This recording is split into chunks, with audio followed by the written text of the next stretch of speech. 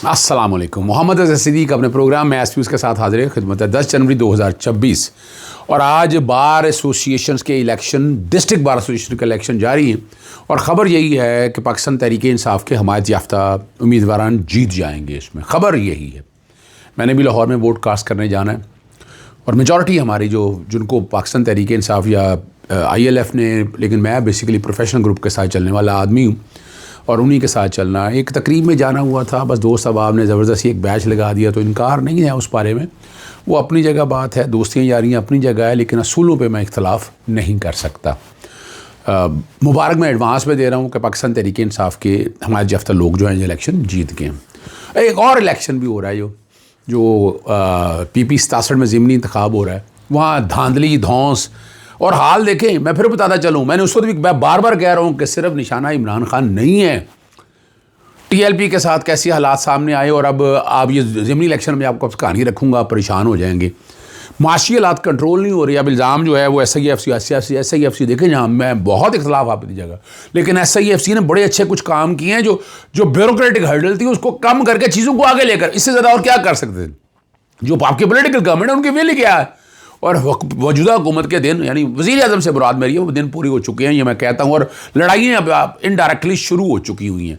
जजेस के ख़िलाफ़ मुहिम का मकसद क्या? पहले इसी ये बात करते हैं। 2 जजेस के अगेंस्ट कल रेफरेंस मेरे तक भी शेयर हुए, मेरे तक भी इन्फॉर्मेशन आई, लेकिन वो पता यही चला है कि वो जनाब फेक है। मैंने इसलिए भी इनडायरेक्ट तरीके से कुछ चीज़ें ऐसी कही और इसके पीछे सियासी मुहर्रकात भी, यानी अभी ये जो आज कल शुरू हुआ है कि जजेस की कन्फर्मेशन के हवाले से, जजेस की ट्रांसफ़र के हवाले से बहुत सी बातें चल रही हैं और बहुत से ऐसे हालात आ रहे हैं कि किन को कन्फर्म करना है, किन को कन्फर्म नहीं करना। तो बहुत सी चीज़ें बड़ी वजाहत के साथ बता दो चल रही हैं साथ साथ, और बाकायदा डिटेल सारी सामने आई, मैंने शेयर की। अब हमारे एक दोस्त सहाफ़ी हैं, उन्होंने कहा कि नहीं ये फेक है, लेकिन बहुत से लोग कहने लगे नहीं ये इन्फॉर्मेशन ठीक है।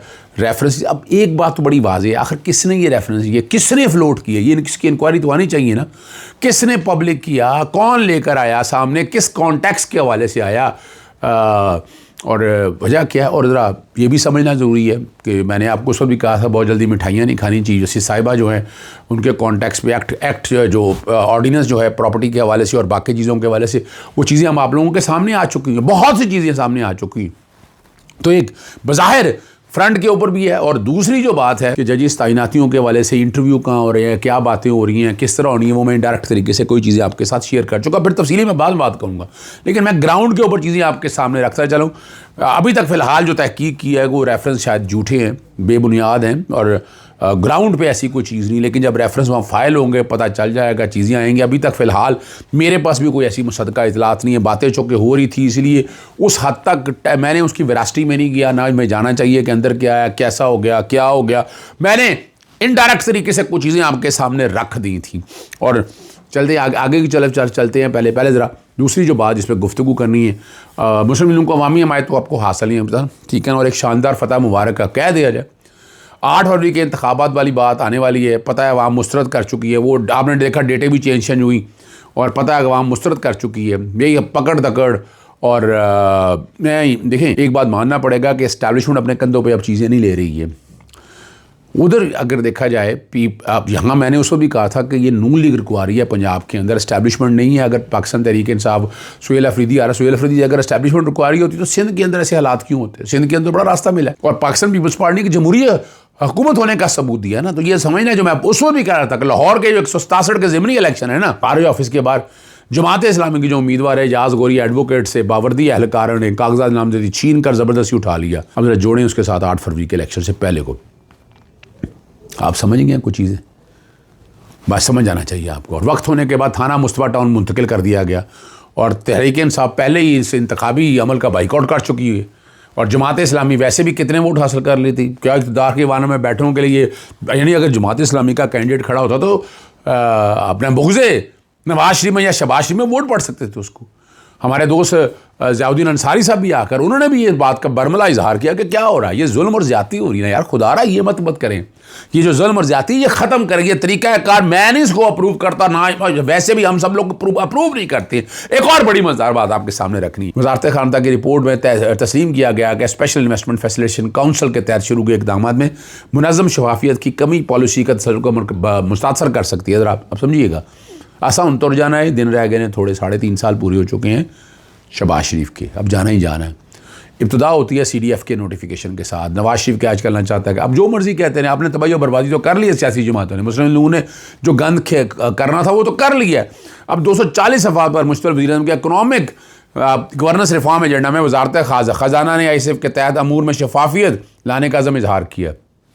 सबूत मैंने बता दिया था वज़ीर पेट्रोलियम को, और जो सेक्रेटरी पेट्रोलियम के हवाले से जो बात है, आप समझ सकते हैं क्या हालात आ रहे हैं। और ये रिपोर्ट गुज़श्ता हफ्ते जारी की गई थी, जो आलमियाती फंड IMF की गवर्नेंस और करप्शन डायग्नोस्टिक असेसमेंट के तहत एक एक्शन प्लान के तौर पर तैयार की गई है।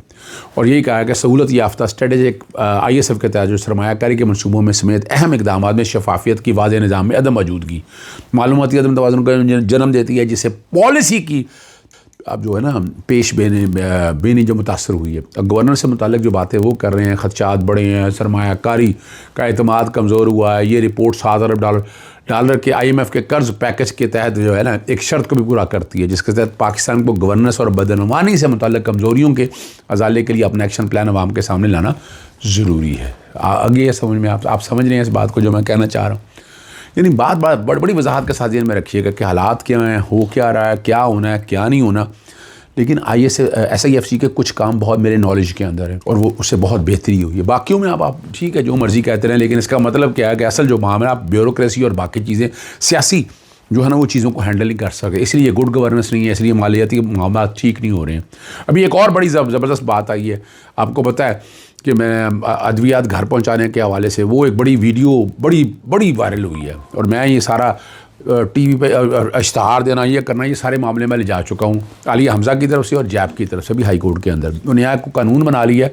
अब जो सारी आई ना बॉक्स प्रिंटिंग पैकिंग और डॉक मुफ्त घर तक पहुँचाने का बस तमाशा ही कहेंगे रचाया जा रहा है। एक एस्कार्ड की गोलियाँ हैं जी, एक गोली है जिसकी कीमत को गालिबन ₹3 छोटी सी भिजवाई गई है, और उस गोली की पैकिंग पर तकरीबन बताया यही जा रहा है कि ₹500 खर्च कर दिए गए और इश्तहारात पर उड़ाए गए अरबों रुपए का। मैं आवाज़ उड़ा चुका हूँ, मैं बार बार कह रहा हूँ, मैं कोर्टों से भी कह रहा हूँ, लेकिन कोर्टें हमारी वो कोर्टें नहीं, माजरत के साथ जुडिशल एक्टिविज़म उतना नहीं है, और इस पर तशहीर और जो ड्रामा है ना वो बड़ा महंगा साबित हो रहा है। और एक और बड़ी ज़बरदस्त बात है जो पहले मैंने बात की कि वज़ीर-ए-आज़म के हवाले से जो है, वज़ीर-ए-आज़म अब शहबाज शरीफ में से है तो नहीं, ऐसा पीछे कोई है तो सही, और लेकिन मैंने आपको पहले कह दिया था 3.5-4 साल पूरे हो चुके हैं शहबाज शरीफ के। शहबाज शरीफ में जाना ही जाना है। और उसके आगे अब खबर ये बताई जा रही है, शहजाद प्राचा ने कहा कि अपोजिशन पर बैठे शख्स के करीबी डॉक्टर कबीर सिद्धू के चेयरमैन SCCP तैनात होंगे, और 3 कमिश्नर को अपोजिशन के लिए बताई तौर पर 9 उम्मीदवार शॉर्टलिस्ट किए थे, मगर तैनाती सिर्फ 1 सीट पर हुई है। 2 सीटों पर तैनाती कुछ उम्मीदवारों की सिक्योरिटी क्लियरेंस ना होने पर ना हो सकी, और 9 उम्मीदवारों के वज़ीर-ए-आज़म ने खुद इंटरव्यू की, और शायद पहली मरतबा हुकूमती कंपनी जो है अपने बंदे को लगवाने में नाकाम हुई है। और अब देखते हैं कि डॉक्टर कबीर सिद्धू जो है SCCP को डीपोलिटिसाइज़ कर सकते हैं। कुछ ग्रुपों की बाकियात अभी भी आपको पता है SCCP के अंदर जारादरी है, जिन्होंने कमीशन में जारादरी कायम की हुई है, वो ख़त्म हो सकेगी। साबिक़ कमिश्नर को दिए गए अलाउंस वापस हो सके, वो नहीं हो सकते हैं जी, ठीक है ना जी। और आखिरी बात बड़ी ज़बरदस्त है, इसी कॉन्टेक्स्ट के हवाले से जो नून लीग के बहुत करीबी सहाफ़ी समझे जाते हैं, वो यह जाकर नून लीग पर तनकीद कर रहे हैं। और मैं तो आपको बता चुका हूं यार, अब याद करें, मैंने अप्रैल से आपको कह रहा हूं सितंबर होगा, नवंबर के बाद हालात बदलेंगे। मैंने अब ऐसी कोई बात नहीं करनी, मैं किसी के बारे में नहीं कह रहा, जो है आपके सामने आ चुका है। नून लीग अब माजी का हिस्सा है बाज़रत के साथ, इनका वज़ीर-ए-आज़म नहीं है। अब कौन कौन क्या कह रहा है क्या नहीं कह रहा, इन्हें अब अपने आप को साबित करना है। इनको साबित करने के लिए कारकर्दगी दिखानी है, इनके पास हालात कोई नहीं हो चुके हैं। अब एस्टैब्लिशमेंट ने छोड़ा है, दिखाया ना अपना। अब एस्टैब्लिशमेंट थोड़ा सा पीछे हटती है तो देखिए लड़ाई मुझे तो नज़र आ रही है, एस्टैब्लिशमेंट और हुकूमत की लड़ाई कहीं ना कहीं चल रही है, ठीक है ना। और इसके नतायज क्या होंगे वो आपके पास आने दिल में आ जाएंगे, आपको पता चल जाएगा क्या होना है।